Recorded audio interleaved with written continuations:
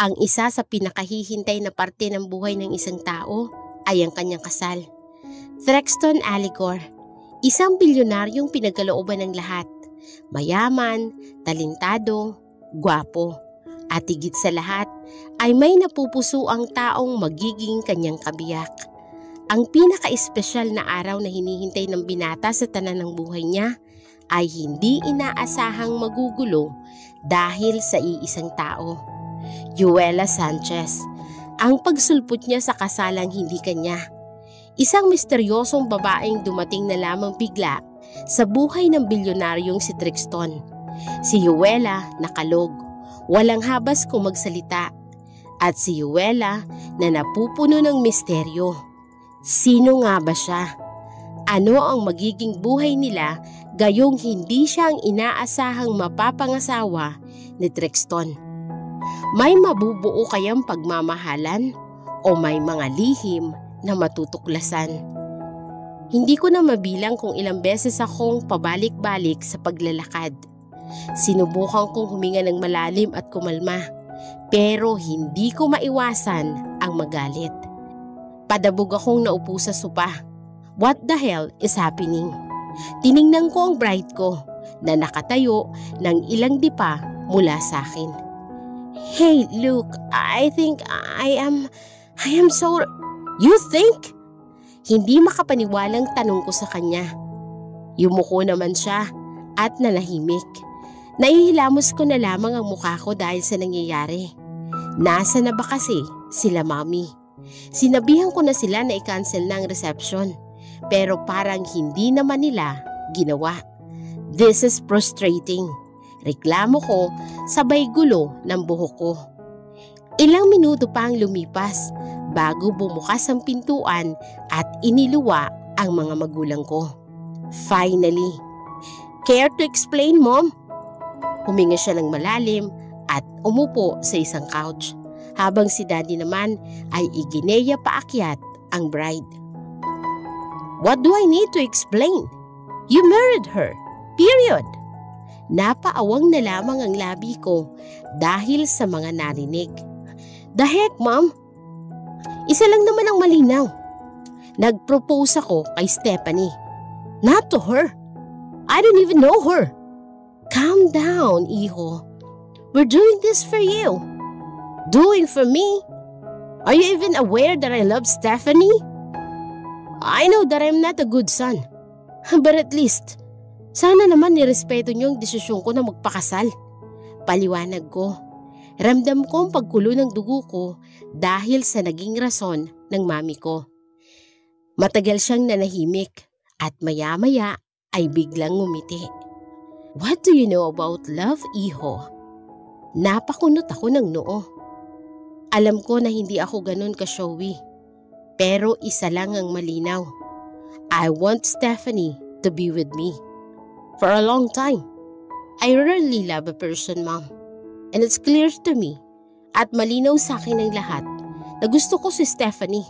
Gusto ko siyang makasama ng matagal. Ngayon, kung i-insist niyo pa rin ang setup marriage na to, then sisiguraduhin kong sisirain ko yun. Sambit ko bago tumalikod para umalis. Kailangan kong makita si Stephanie. Kailangan kong ipaliwanag sa kanya ang lahat. We're doing this for you, son. Napahinto ako sa paghakbang at dahang-dahang hinarap ang aking ina. Yeah, alam ko naman na ganyan ang sasabihin niyo, Mom. Minsan lang ako magdesisyon sa buhay ko, Mom. Huwag niyo naman pakialaman ng ganyan. Tugon ko. Tumayo siya at namiwang. Kailangan mo siya para sa business expansion. Gusto mong lumaki yun, hindi ba? Eh di gamitin mo siya. Paliwanag niya. Halos napangiwi ako dahil sa narinig ko. Wala pa rin pinag-iba ang mami ko. After using her, junk her. At malaya mo nang makakasama ang babaeng yon kapag nakuha mo na ang lahat. Be wise. Kaya kong gawin yun lahat, Mom. I am Trexton Aligor. After all, huwag niyo nang subukang ulitin pa ito. Baka hindi ko matansya at idamay ko pang babaeng yan. Seryosong pagbabanta ko kay Mami. Unti-unting nawala ang ngiti sa labi niya dahil sa narinig niyang sinabi ko. Hindi ako papit ng kahit na sino at hindi ako susunod sa utos ng kung sino. Go! And let's see kung may mapupuntahan ka pa. Mas lalo na lamang kumunot ang noo ko dahil sa sinabi niya. Moments later ay unti-unting nag-sink in sa akin ang mga katagang sinabi ng mami ko. Kaya naman ay tinitigan ko siya. Subukan niyo lang, ma'am. Subukan niyo lang galawin ang fiancé ko. Huling saad ko bago nagmamadaling lumabas. At agad kong kinuha ang cellphone ko at may tinawagan ako. Hey bro, ayos ng pagkain dito sa reception niyo ha. Ang sarap. Teka, nasan ba kayo ng bride? Shut up, Cedric. I-track mo si Stephanie at sabihin mo sa akin ang location niya. Utos ko at sabay na pinaandar ang kotse. What? Di ba si Stephanie ang asawa mo? Nakainom ka ba, bro? Long story. Just do what I say. Kailangan ko makita si Stephanie. Narinig ko siyang bumuntong hininga bago tuluyang pinatay ang linya. Ako naman ay agad na tumuloy sa aming condo unit, umaasang naroroon si Stephanie. Nagmamadali akong lumabas ng sasakyan, saka dumiretso sa loob. Pero bago pa man ako makalapit sa elevator, ay may humarang na sa akin. Isang lalaki. Hinawakan ako at itinulak pa atras. You can't go further, sir. Halos tiimbagang ako dahil sa ginawa niya. Sinong nag-utos sa iyo nito? I'm sorry, sir. Pero hindi ka maaaring pumasok. Matigas niyang sambit. Bago ko pa masuntok ang lalaking nasa harapan ko, ay nag-vibrate ulit ang cellphone ko. Ano? Inis kong bungad sa tumawag. Bro, wala siya rito. What? Nasaan siya? Hindi ko nga siya matrack eh. Someone's hiding her location. Saad naman ng kaibigan kong si Cedric. Nahilamos ko ang mga palad ko sa mukha ko at unti-unting kumalma. Bakit ko ba nakalimutan? Of course, planado nila ang lahat ng ito. Napayuko ako at napabuntong hininga. Huwag kang titigil. Hanapin mo siya. Ako na muna ang bahala dito. Saad ko bago tuluyang pinatay ang tawag. Inayos ko ang sarili ko bago naglakad palabas. Gusto nila ng ganito? Then, makikipaglaro ako sa kanila at sisiguraduhin kong pagsisisihan nila ang ginawa nilang pagsira sa kasal ko.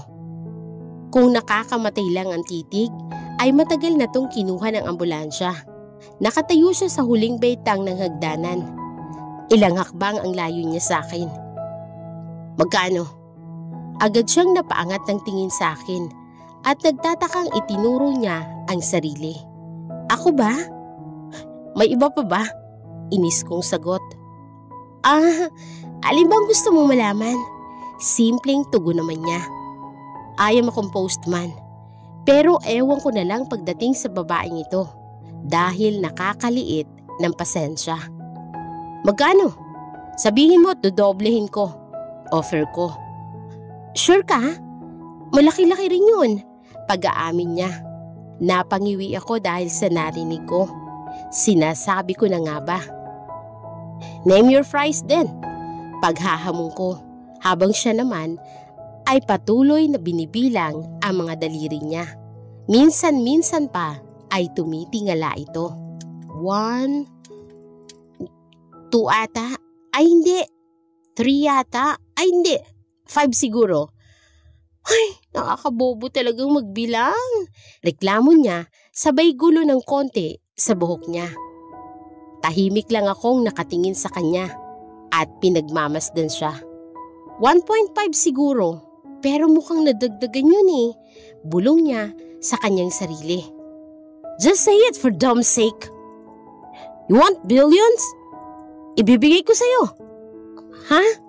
Hindi naman umabot ng 1 bilyon ng gown ko tsaka alahas na sinuot ko. Inosenteng tugon niya. What are you saying? Halos maputol na ang ugat ko sa kakaintindi sa babaeng ito. Still, hindi ko pa rin siya kilala. Di ba nga pinapabilang mo kung magkano, di ba? Tanong niya, habang ako naman ay patuloy lang na nakatingin sa kanya. Boba ka ba? Saad ko habang hinihilot-hilot ko ang ulo ko. Samat lang naman. Nakangiting tugon niya na para bang proud na proud pa siya. Pero marunong naman ako sa basic, gaya naman ng plus, minus, division, ganun. Pagmamayabang pa niya. Tiningnan ko siya ng masama at bumuntong hininga. Magkano binayad nila sa'yo para isabotahe ang kasal ko? Sinubukan kong sabihin yun ng kalmado para matapos na ang pag-uusap namin. Ha? Hindi naman nila ako binayaran. Kusa kong ginawa to. Pag-amin niya, napataas ako ng kilay dahil sa narinig ko sa babae. At ano naman ang dahilan mo? Para gawin ito ng walang kapalit. Paghahamon kong tanong, pero biglang sumeryoso ang mukha niya at ngumiti. Kasi gusto kita. I admire you. Simula pa nung teenager ako. Hanggang ngayon, I want to be with you. Kahit na ang ibig sabihin nun ay masasaktan ka sa araw na pinakahihintay mo. Halos natulala ako dahil sa sinabi niya. Ang boses niya ay punong-puno ng emosyon. Halos muntik na akong maniwala sa alibay niya. Sa tingin mo talaga, maniniwala ako sa excuse mo? Bumuntong hininga siya bago nagsalita ulit. Nasa iyo na yun kung maniniwala ka, Trixton. Pero ginagawa ko to kasi gusto kong makasama ka. Siguro desperado na ako, pero handa akong tanggapin kung ano man ang kahihinatnan ng lahat ng ginagawa ko. Aniya habang nakatingin sa mga mata ko. Hindi ko alam kung sincere nga ba siya o umaarte lamang. Hindi ko mabasa sa mukha niya. Tiningnan ko siya ng diretso. Kung talagang seryoso ka dyan sa sinabi mo, di sagutin mo ako ng maayos. Sagutin mo ako ng totoo. Nagtatakang tumingin siya sa akin. Ano? Nasaan si Stephanie? Diretsang tanong ko sa babae. Nangunot naman ang noo niya at nagsalubong ang kilay.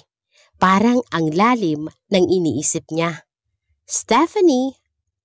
Who? This time, ako naman ang nagtatakang tumingin sa kanya. Imposible. Plinano nila ito, kaya sigurado akong kilala niya ang fiancé ko. Huwag ka nang magkunwari at huwag mo na ring ikahiya, witch. Pulalas ko. Napasinghap siya at napatakip ng bibig. Hala? Hindi ako mangkukulam ha? Yuela, yan ang pangalan ko. Gamitin mo ha, Yuela. Wala akong pakialam sa pangalan. Sabihin mo kung nasa ng fiancé ko. Sigaw ko pabalik. Para kami mga tangang nagsisigawan kahit na ang lapit-lapit lang namin sa isa't isa. Napahinto siya saglit na parang may naalala. Stephanie pala ang pangalan niya? Sorry, nakalimutan ko. Aniya, sabay pukpok sa ulo gamit ang mga palad niya. Sigurado bang normal ang babaeng ito? Nasaan siya? Saad ko ulit sa babae. Tumingala siya sa akin at tinitigan ako ng mabuti. Gusto mong malaman? Tanong niya sa akin na may kaakibat ng ngiti. Obviously, agad ko namang sagot. Ngumiti siya pero unti-unti rin yun nawala. Biglang naging seryoso naman ang mukha niya. Maluwag bang tornilyo nito sa ulo? Ba't ko naman sasabihin? Fiancé ko siya. And I'm your wife? Sino mas may karapatan sa iyo ngayon? Tanong niya sa akin. Napakunot ako ng noo at napatingin sa kanya. Ibang klase rin ang attitude niya. You were just an unexpected bride. Ni katiting, wala kang karapatan o pinanghahawakan sa akin. Pwede na lang sa kontrata ng kasal natin. You are not my fiancé para umasta ka ng ganyan. Pagkakato ko sa kanya sa realidad. Pero nanatili na lamang siyang tahimik at blanco ang ekspresyon sa mukha. Parang wala siyang pakiramdam. Dumaan ang ilang segundo pero wala pa rin nagsasalita sa amin. Are you not going to reply? Inis kong tanong sa babae. Huh? Bakit nag-text ka ba? Tugon niya at tuluyang pumutol sa maliit na pasensya kong natitira para sa kanya. Napasabunot ako ng buhok. Mamamatay ata ako ng maaga dahil sa kabubuhan ng babaeng ito. Hindi ka man lang ba nasasaktan sa sinasabi ko? Ha? Saad ko ulit sa kanya. Hindi kita gusto. Ganun ba? Ako kasi like kita eh. Ani niya, sabay ngiti ng napakalawak. For Pete's sake, nababaliw na yata ang babaeng kausap ko. Sabihin mo na lang kung nasan siya. Ayoko, baka magbalikan kayo eh. Di kawawa naman ako. Sige na, Trix. Tulog na lang tayo. Aniya, bago naglakad papunta sa ikalawang palapag ng bahay. Nga akong naiwan sa hagdanan. Sa lahat ng taong nakasalumuha ko, ay siya lang ang hindi ko maintindihan. Bilis na, Trix! Honeymoon pa naman natin! Sigaw niya mula sa loob ng kwarto. Hay, anong klaseng buhay ba ito? Nasa kalagitnaan na ako ng tulog nang maramdaman ko ang pagyugyug niya sa akin. I tried to kick that someone off. Sinubukan kong sipa-sipain yun para umalis. Kita nang natutulog ang tao, pero ginagambala. Hoy, gago naman! Ang hirap gisingin ha! Narinig ko na lamang na pabulong-bulong niya. Hindi pa rin tumitigil ang pagyugyug niya sa balikat ko, hanggang sa bumaba yun papunta sa tiyan ko. Grabe! Pa-prinsipe ha! Reklamo niya pa. Kunot noo kong iminula habang siya naman seryosong nakatingin sa harap na para bang ang lalim ng iniisip at ang mukha niya ay hindi nagpapakita ng kahit na anong reaksyon. Did you just curse me? Gulat siyang napalingon sa akin, sabay alis ng kamay niya sa tiyan ko at dahan-dahan akong naupo sa kama. What are you doing here? Tanong ko. 6:00 na ng umaga. Ang kaninang walang buhay niyang muka ay unti-unting naging masaya. Ano? Ginigising lang naman kita kasi gusto ko sanang sabay na tayong mag-almusal. Mahinhin niyang paanyaya. Why are you so polite now? Parang kanina lang. Sinasabihan mo pa ako ng gagawa. Exclamation lang naman yun. Paliwanag niya kahit na hindi naman tama. Baka naman expression. Pagtatama ko sa sinabi niya. Pareho na rin yun. Basta may ex, gano'n na rin yun. Sige na, baba ka na, Trex ha. Tumalikod na siya at lumabas na ng kwarto. Ilang minuto nang makalabas siya ay naligo na rin ako. Agad na nagbihis ng pambahay at pagkatapos ay bumaba na ako sa kusina. Hey, halika na! Umupo ako sa bandang harap niya. Akala ko naman kung ano ang masarap na pagkain. Pero puro lang naman prito. Tikman mo, masarap yan! Excited niyang saad sa akin. Pareho lang naman ang lasa ng mga prito. Pinagmamalaki mo pa? Pangungutya ko. Ang ngiti niya kanina ay unti-unting nawala. Pero wala pa ring ekspresyon na makikita sa mukha niya. Ang hirap basahin ng babaeng to. Pero gusto mo naman, di ba? Do I have a choice? Just like that. Bumalik ulit ang mga ngiti sa labi niya. Itinoon ko na lamang ang pagkain. Pagkatapos ng ilang minuto ay hindi pa rin kami tapos hanggang sa iisang itlog na lamang ang naiiwan sa plato. Tiningnan ko siya at busy siya sa pagnguya. Kaya naman ay confident kong kinuha ang isa pang itlog sa plato. Pero pinigilan niya ako. What are you doing? Tanong ko nang makitang inaagaw niya ang itlog ko. Nakakadalawang itlog ka na, aniya. Ikaw din naman tugon ko at mas diniinan ko pa ang pagkakatusok dito. Ako ang nagluto. Kaya sa akin dapat ang huling itlog. Naiinis na talaga ako sa babaeng ito. Akin to. Ako ang bumili. Sa bahay ko nakastak, diba? Kaya akin to. Ay nako, mali. Mama mo yung bumili. Siya ang naglagay ng itlog sa ref. Ako ang hinabilinan niya. Kaya naman, mas may karapatan ako sa itlog na to. Kesa naman sa'yo. Matigas naman niyang sambit. Pabalik. Hindi ako makapaniwalang napatingin ako sa kanya. Really? Parang ngayon lang ako nagutom ng ganito. Pagkatapos ay ipagkakait niya pa ang itlog ko.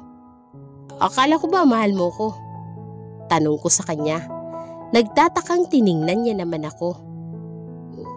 Ganun ba yun? Inosente niyang tanong. Mahal mo ko, diba? Kaya ibigay mo sa akin yung itlog. Panloloko ko pa sa kanya. Agad naman niyang kinuha ang nakatusok na tinidor sa itlog at bumalik na sa pagkain. Oo nga pala, no? Mahal pala kita. Sambit niya sa kanyang sarili. Napailing na lamang ako sa narinig ko.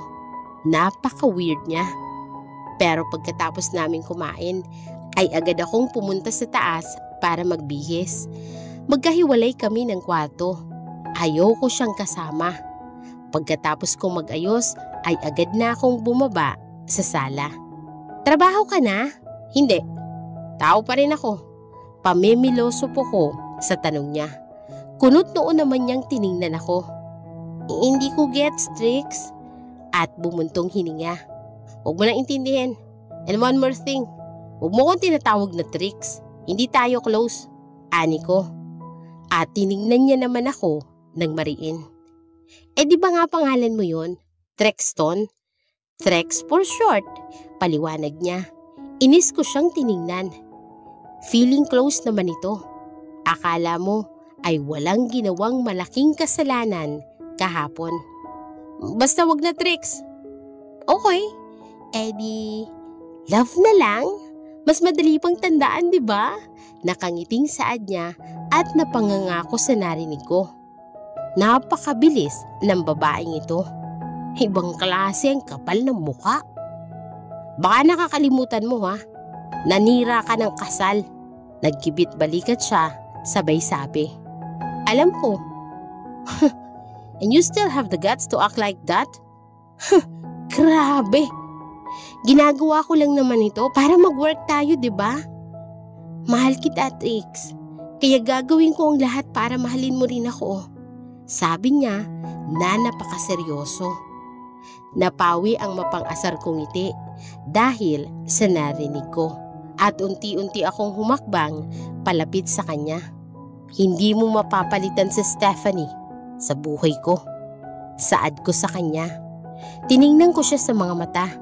Subalit parang wala man lang siyang nararamdaman na kahit na anong emosyon.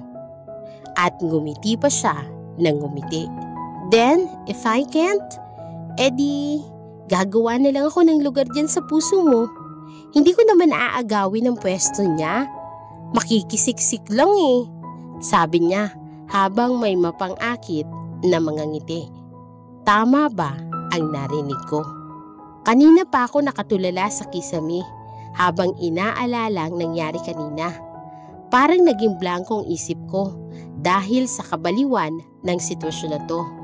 Pinagbawalan akong pumasok ng mga magulang ko sa kumpanya. Sa sarili kong kumpanya.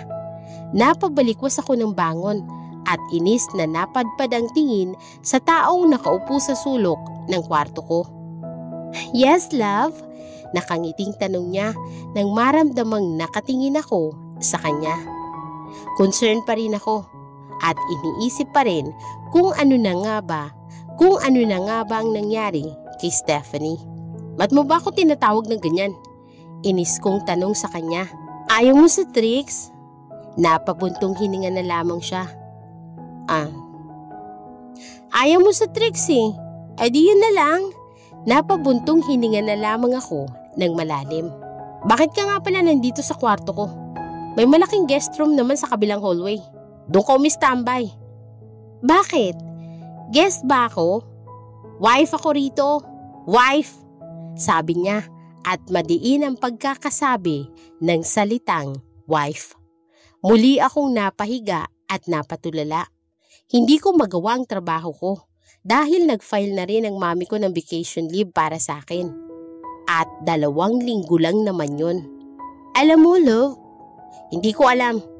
Pagpuputol ko sa kanya. Ramdam ko ang tulis ng titig niya sa akin. Napangiti ako ng patago. Kahit papaano ay naiirita ko na rin siya paunti-unti. Pupunta daw tayo sa probinsya ng lolo mo. Pahayag niya na siya namang ikinalingon ko. Hindi dahil sa lugar na sinasabi niya, kung hindi dahil sa tono ng kanyang pagkakasabi. Subalit, ipinagsawalang bahala ko na lamang yon. Sino may sabi? Mamo mo. Saka gusto rin daw ng lolo mo. Paliwanag niya. Tahimik akong tumalikod sa kanya at sa di mabilang kung ilang murang nabanggit ko sa isipan. Plano na naman nila ang lahat. Wala akong nagawa kung hindi ang sumunod sa plano nila. I'm sure, alam kong nasa mabuting kalagayan si Stephanie. Kung saan man siya naroon. Hahanap ako ng paraan para makawala ako sa sitwasyong ito. Mabilis na lumipas ang 4 na araw at bumiyahe kami sa probinsya ng San Aterio. Doon talaga namamalagi ang angka nila. Kaya lang, simula nung magpakasal sila ni Dad ay sa Maynila na sila nanirahan at paminsan-minsan na lamang bumibisita. Maligayang pagdating, senyorita, senyorito. Masayang pagbati ng isang babae sa amin. Batid ko'y nasa 50 na ang edad niya. Salamat po. Nakangiting tugon ni Yuela na enjoy sa mga nangyayari. Agad kaming pumasok sa malaking gate ng asyenda. Kagaya ng dati, sobrang lawak pa rin ito. Ngumiti ka naman, love. Puna ni Yuela, sabay siko sa akin ng mahina. Tiningnan ko lang siya. Ano bang ambag ng ngiti ko sa buhay mo? Sarkastikong tanong ko kay Yuela. Kunwari ay napasinghap siya at tumingin sa akin gamit ang nanlalaki niyang mga mata. Siyempre, sasaya ako. Ikaw ba naman yung ngitian ng taong mahal mo? Banat niya pa. Kunot noo akong tumingin sa mukha niya na sobrang lapad pa rin ang ngiti. Mas lumukot pa ang ekspresyon ko, hindi dahil sa kanya, kung hindi ay dahil sa kakaibang nararamdaman ko. Impatso ba to dahil sa pinagsasabi niya? Napaikot ang mga mata ko at mas binilisan ko pa ang paglalakad. Kinilig ka doon, no? Natatawang sambit niya habang sinabayan ang bilis ng paglalakad ko. Shut up! Tanging tugon ko na lamang kay Yuela. Isang malakasang halakhak ang isinukli niya at walang pasabing hinila ako sa ibang direksyon. Saan ka na naman magsusuot? Inis kong tanong habang nakatitig sa kamay niyang nakahawak sa pulsuhan ko. Ang puti ko pala. Uy, kago? Anong tingin yan? Ikinukumpara mo siguro ang balat natin sa isa't isa, no? Pigil akong ngumiti at saka ibinaling sa iba ang tingin. Hoy! Loko! Pagputol ko sa sasabihin niya at agad siyang lumingon sa itinuturo ko at walang pasabing itinulak ko si Yuela pababa sa may putikan. Napasalampak siya sa ibaba. Isang ngiting tagumpay ang umukit sa mga labi ko. Pahabaan na lang tayo ng pasensya, Yuela. Nahihirapan siyang tumayo at tiningnan ng putik na nakabalot sa kanyang katawan. Nakaputi pa man din siya na suot. Tiningala niya ako at walang bahid ng emosyon sa mukha niya. Kaya naman ay umurong ang aking malawak na ngisi. Ano? Tanong ko sa kanya. Hindi ko naman alam na gusto mo pala makipaglaro sa akin sa putikan, asawa ko. Kalmadong sambit niya sa akin. Hindi na ako bata para maglaro. Hey! Biglang sigaw ko nang binato niya ang putik sa palad niya. Buti na lang at nakaiwas kaagad ako. Hindi ako nakikipagbiruan ha. Bago ko pa matapos muli ang sasabihin ko ay kaagad niya akong inataking muli. Mabilis akong tumakbo at nilisan ang kinatatayuan ko kanina. Pero kaagad ding sumunod sa akin si Yuela. Dala-dala ang putik sa magkabilang kamay at walang sawa niya itong ibinabato sa akin. Hindi ko alam kung athletic ba talaga ako o swerte lang. Pero naiilagan ko ang lahat ng pag-atake niya. Pareho kaming hingal na napahinto. Umayos ako ng tayo at humigop ng maraming hangin. Subalit kaagad din na naputol yun. Akala mo ha? Halakak niyang sambit habang nakapatong na sa akin. Bigla siyang tumalon at ipinuna sa akin ang putik. Ang ending, nakadaga na siya sa akin. Nakadaga na ang mabigat niyang katawan. Pareho na kaming putikan. Itinaas niya ang kamay at hinawakan ang pisngi ko. Gusto ko siyang itulak ng mga sandaling yun. Pero ang katawan ko ay kusang tumatanggi. Kapag ba hinalikan kita ngayon, okay lang? Tanong niya. Kahit na mahangin ang paligid, ay ramdam ko pa rin ang paglapat ng hininga niya sa akin. Trexton. Tila naputol ang linya sa akin nang marinig ko ang pagtawag niya sa pangalan ko. Hey! Nandito na pala kayo! Agad akong bumalik sa wisyo at naitulak si Yuela. Nang marinig kong isang pamilyar na boses, nakita ko si Lolo na papalapit habang may hindi maipaliwanag na ngiti sa labi. Lo, bakit ka pa lumabas? Pag-aalalang tanong ko bago ako nagmano sa kanya. Buti na lang at hindi pa nalagyan ng putik ang kamay ko. Lo, pagbati naman ni Yuela. Lalapit na sana siya ng harangan ko. Napakadumi niya. What if maglinis ka muna ng katawan mo? Ani ko sa kanya. Napakamot na lamang siya ng ulo at hilaw na napangiti. Pasensya na Lo ha. Masyado kasing nakakagigil tong apo nyo. Kaya nagputikan agad kami. Nakangiting pahayag niya.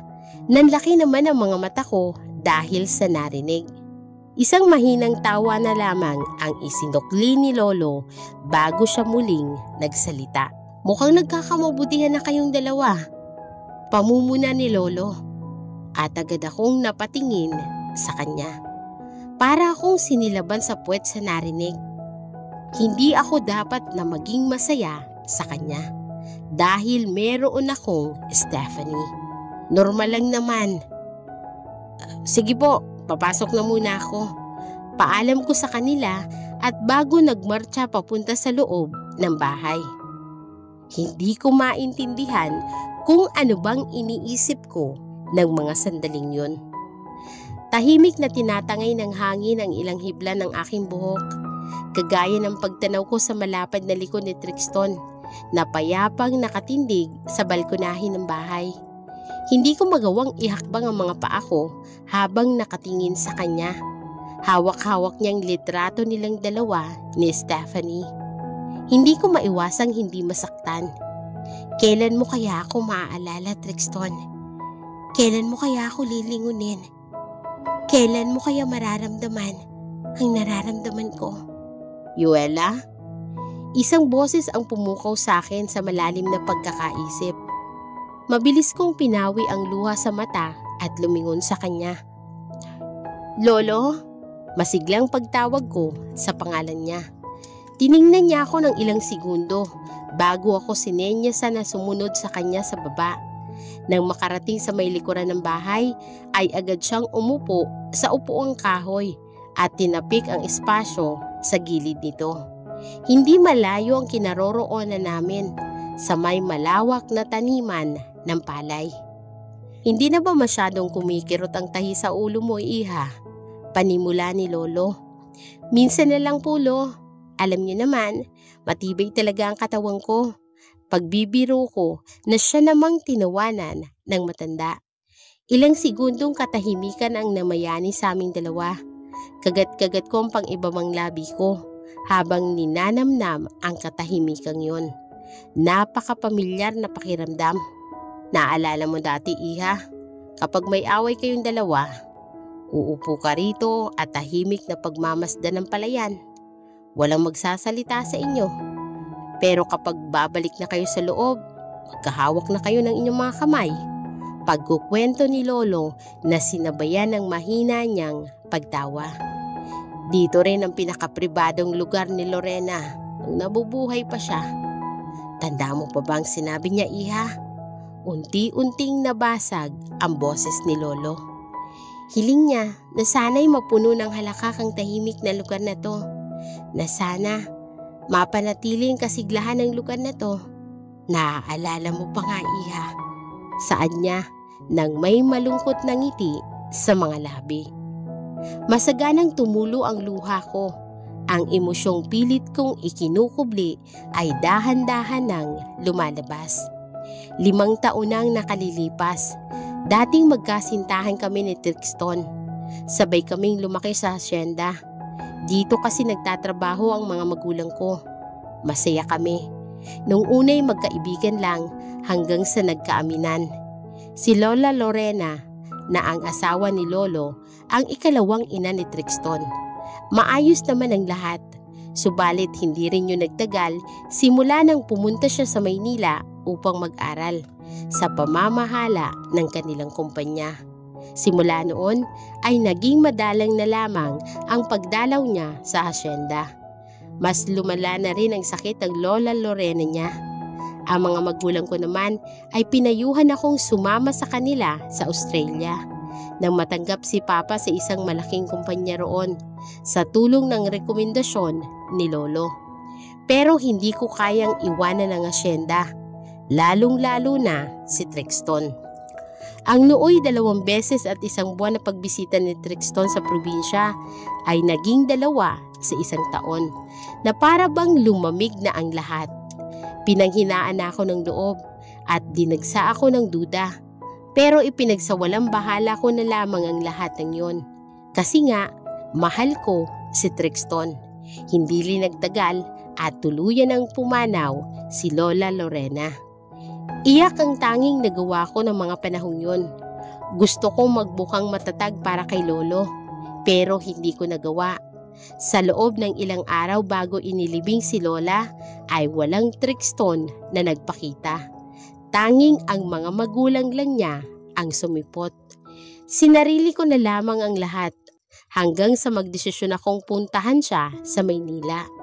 Niwala man lang siyang pasabi sa akin kung ano nang nangyayari sa kanya at sa aming dalawa. Nagpaalam ako kay Lolo na hiramin ang luma niyang sasakyan na nakaparada sa hasyenda. Wala akong sinayang na oras at lumuwas ng Maynila para lang makita siyang may kasamang iba. Ang mata ko'y namaga ng sobra noon. Hindi ko maisip kung papaano ko sila nakita, gayong puro luha ang namutawi sa aking mga mata. Wala akong alam sa kung ano, bakit ko sinundan ang sasakyan nila. Ngunit tila may sariling isip ang aking katawan. Sa kalagitnaan ng pagmamaneho nila ay nagsimulang gumewang ang kanilang sasakyan na tiyempo namang may makakasalubong na 10-wheeler truck. Hindi ako nagdalawang isip na banggain ang sasakyan nila na sinalubong ang malaking sasakyan. Nang magising ako sa aksidenteng yon, narinig kong ligtas silang dalawa.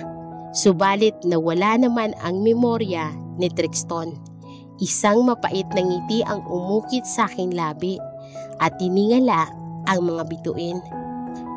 Lolo, magandang alalahanin ang nakaraan, pero masakit ding isipin ang mga nangyari. Piyok kong tugon.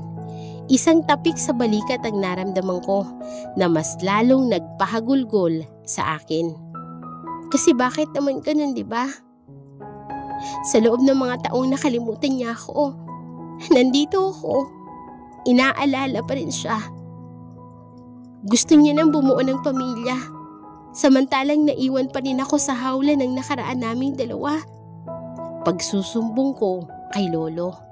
Ilang beses kong sinabi sa sarili ko na ayos lang basta makita ko lang siyang masaya kahit malayo. Ilang beses kong inulit-ulit yan. Pero masyado akong makasarili. Kaya ako naririto sa sitwasyon na to. Ang magagaan na tapik ni Lolo ay nauwi na lamang sa isang mahigpit na yakap. Tahan na, Yuela. Bulong na lamang nito sa dalaga. Isang malakas na halakhak ang kumawala sa bibig ko nang makitang natumba na naman si Trixton habang nag-aararo. Inutusan kasi siya ni Lolo kanina na makipaghalubilo sa mga tao sa sakahan. Ang lampa-lampa mo naman. Pogi ka pa man din. Ano ba naman yan? Babakla-bakla ka naman. Panunukso kong sigaw sa kanya. Isang matalim na titig ang kanyang isinukli bago ipinagpatuloy ang pag-aararo. Magiliw kong inihanda ang pagkaing dala kasabay ng iilang trabahante sa hasyenda. Namumukhaan ko ang ilan sa kanila. Ang iba naman ay bago sa aking paningin. Ang mga trabahador kasi dati ay pinag-retire na ni Lolo nang pumanaw si Lola. Hindi ko alam ang rason, pero hula ko'y ayaw niya nang dagdagan ang lungkot nila at sa kanya. Bagay po kayo, senyorito, senyorita. Kinikilig na sambit naman ni Ada, bagong kasambahay sa hasyenda. Napatawa na lamang ako ng mahina. Hindi naman sa pagmamayabang ha, pero tama ka. Pabirong saad ko sa kanya na sinamahan ng mahinang tawa. Nagpatuloy ang kwentuhan namin hanggang sa tumigil sa pag-aararo ang mga kalalakihan at pumunta sa ilalim ng puno ng mangga kung saan namin inilatag ang pananghalian. Gutom na ba ang mister ko? Ngingiti-ngiti kong tanong sa kanya. Kunot noon niya akong tinitigan mula ulo hanggang paa. Napaka-judgmental talaga ng tingin ng taong ito. Bakit? Bawal ba mag-dress sa bukid? Tinapi ko ang espasyo ng gilid ko na siya namang sinunod. Kinuha ko ang tawil at ipinahid ko sa noo niya. Nanlaki ang mga mata niyang napaatras at takang tiningnan ako. Ngunit tanging matatamis na ngiti na lamang ang isinukli ko. Ano ba? Tama na ang kakatitig mo sa akin, love. Baka mas lalo kang ma-inlove niyan, pabirong sambit ko. Agad naman siyang umiwas ng tingin habang namumula ang tainga. Ang cute niya. Lumipas ang ilang araw na ganun kaming dalawa. Hindi ko alam pero sobrang saya ko. Sa susunod na araw ay babalik na kami sa Maynila. Babalik na ulit kami sa normal. Kanina ka pa rito? Puna ng isang boses. Naputol ang pagkakatitig ko sa malawak na palayan at nabaling sa taong kararating lang. Umupo siya sa tabi ko, tumitig sa harapan. Gusto ko magpalamok, tugon ko, at narinig ko pa ang mahinang pagpitik ng dila niya sa loob ng bibig. Namutawi ang katahimikan sa pagitan namin, parang gaya ng dati. Ang kaibahan nga lang ay sobrang bigat ng pakiramdam ko. Trixton, pagtawag ko, at ilang minuto pang lumipas nang sumagot siya. Gusto mo bang malaman kung nasan si Stephanie? Tanong ko. Nag-ipon ako ng lakas ng loob para sabihin ang katagang yun. Ilang segundong katahimikan ang pumailan lang bago siya nagsalita. Alam mo ang sagot sa tanong ko. Saad niya sa malamig na tono. Bakla naman akong napangiti. Alam mo, hindi ko pa alam. Pagputol niya. Napatawa ako ng malakas at iwinaglit ang sakit na nararamdaman. Ang bastos mo namang kausap. Hindi pa nga tapos magsalita yung tao eh. Tao ka pala? Oo naman. Taong mahal na mahal ka. Pabirong sabit ko at napatawa siya ng mahina bago iniling-iling ang ulo. Kasama ng mami mo si Stephanie. Ang sabi niya, pwede na raw kayong magkita bukas ng umaga. Pagbibigay alam ko sa kanya. Wala akong narinig na sagot, kaya naman ay nilingon ko siya. Bumungad sa akin ang ngiting nakapaskil sa mukha niya. Ang sakit. Sana pala ay hindi ko na kinumpirma. Tinapi ko ang hita at tumayo mula sa pagkakaupo. Nagunat ako ng kamay at saka paa. Saka siya hinarap. Matutulog na ako Baka mabawasan pang kagandahan ko kapag lumaki ang eyebags ko. Pagbibiro ko. Bago nagpaalam, napapasok na. Sa pagtalikod niya, ay pasan-pasan ko ang bigat ng pamamaalam sa kanya. Nanlamig ang mga kamay ko habang hawak-hawak ko ang malaking maleta. Ang puso ko ay tila lalabas na sa dibdib ko dahil sa kaba at takot. Ang pinakahihintay kong panahon, ang sitwasyong pinaghahandaan ko ay mangyayari na. Nang tumunog ang speaker upang ipaalam ang ilang minuto na lang ay lilipad ng eroplanong papuntang London, ay bumukas ang sliding door sa di kalayuan. Hawak niyang maleta sa kanyang kamay habang isang backpack naman sa kaliwa. Maga ang kanyang mata, kaya naman hindi ko maiwasang mapatawa. Ang mukha niya ay puno ng pagtataka, kitang walang katao-tao sa waiting area for departure. Agad niyang inilibot ang kanyang paningin at huminto sa akin. Halos malaglag ang panga niya nang masilayan ako. Napangiti ako, subalit ay napaluha rin. Wala akong inaksayang oras at tumakbo papunta sa kanya. Ikinulong siya na yakap at sa pagkakataong ito, hindi na kita hayaang mawala pa, Yuela. Trixton, paano? Naguguluhan niyang tanong at mas hinigpitan ko pa ang pagkakayakap ko sa kanya. Ikwinento na sa akin ni Lolo ang lahat. Nang malaman niyang narinig ko ang usapan ninyo ng gabing yun, agad na dumagsa ang mga luha ko sa naaalala. Hindi ko alam kung gaano kasakit ang dinanas nila ni Yuela. Nasaan si Stephanie? Humiwalay ako at tiningnan siya ng mabuti at umiling-iling ako. Ipinaliwanag niya na sa akin ang lahat at sobrang nagsusorry siya. Kasi imbis na sabihin ang totoong nawala ang memorya ko, ay itinago niya. Desperado na rin siya ng mga panahon na yon dahil pinipressure siya ng mga magulang niya. Yun din ang rason kung bakit pinigil ni Mami ang kasal. Dahil nalaman ni Mami na nabuntis siya ng ex niya. Paliwanag ko, habang siya naman ay nakatitig lamang sa akin. Alam mo na ba ang lahat? Tanong ko at napatango na lamang siya sabay ngumisi. Oo naman, kasabot ako sa plano ng Mami at Daddy mo na isabotahe ang kasal mo, di ba? Natatawang paliwanag niya. Napanguso naman ako dahil sa sinabi niya. Paano mo pala nalamang aalis ako ng bansa? Pag-iiba niya. At napaikot ang mata ko dahil sa tanong niya. Hindi pa ba obvious yun? Umorder ka lang naman ng ticket sa online. Gamit lang naman ang laptop ko. Napatawa siya ng malakas dahil sa sinabi ko. Muli ay napakamot siya ng ulo at hinalikan ko siya sa noo.